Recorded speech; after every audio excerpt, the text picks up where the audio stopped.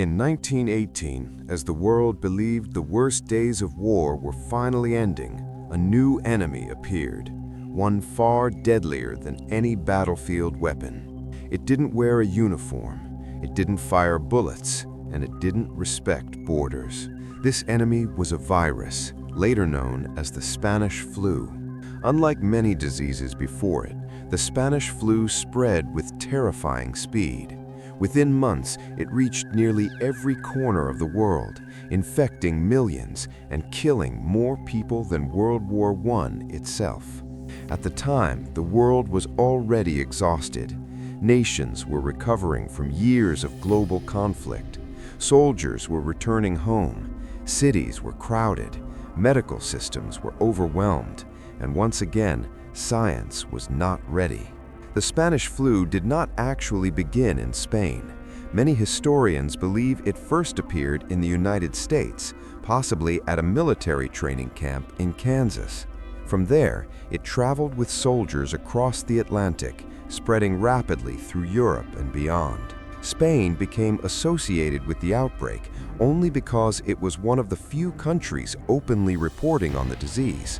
Other nations censored the news to maintain morale during wartime. As a result, the virus spread quietly and dangerously. What made the Spanish flu especially deadly was how unpredictable it was. Unlike most flu viruses, it didn't just affect the elderly or the weak. It struck young, healthy adults with shocking force. People who seemed fine in the morning could be dead by nightfall. Symptoms often began like a normal flu: fever, fatigue, and headaches. But in severe cases, victims developed breathing problems so intense that their skin turned blue from lack of oxygen. Many drowned in their own fluids as their lungs failed. Doctors were powerless. Antibiotics did not exist yet, and viruses were barely understood. Hospitals filled beyond capacity. Makeshift treatment centers were set up in schools, churches, and public buildings. In the United States, entire cities were forced to shut down. Schools closed.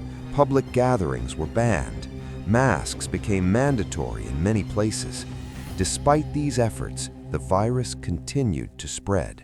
Fear gripped society. Newspapers printed daily death counts. Families lost multiple members within days. Funerals became so common that coffins ran out in some areas. Gravediggers worked non-stop, and mass burials became necessary. Globally, the numbers were staggering. An estimated 500 million people were infected, nearly 1/3 of the world's population at the time. Death estimates range from 20 million to over 50 million worldwide, with some historians believing the number may be even higher. In the United States alone, more than 675,000 people died. The pandemic came in waves.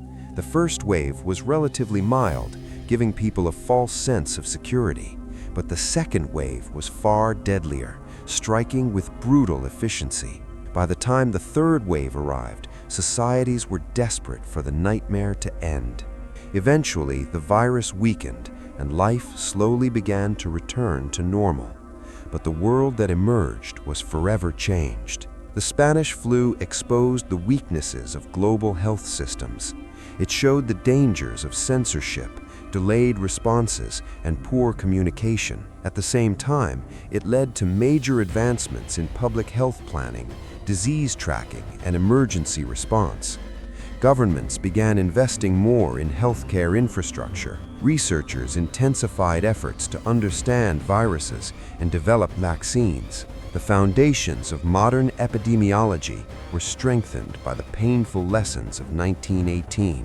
Yet, despite its massive impact, the Spanish flu faded from public memory for decades. Overshadowed by World War I, its story was rarely taught or discussed. Today, it serves as a powerful reminder.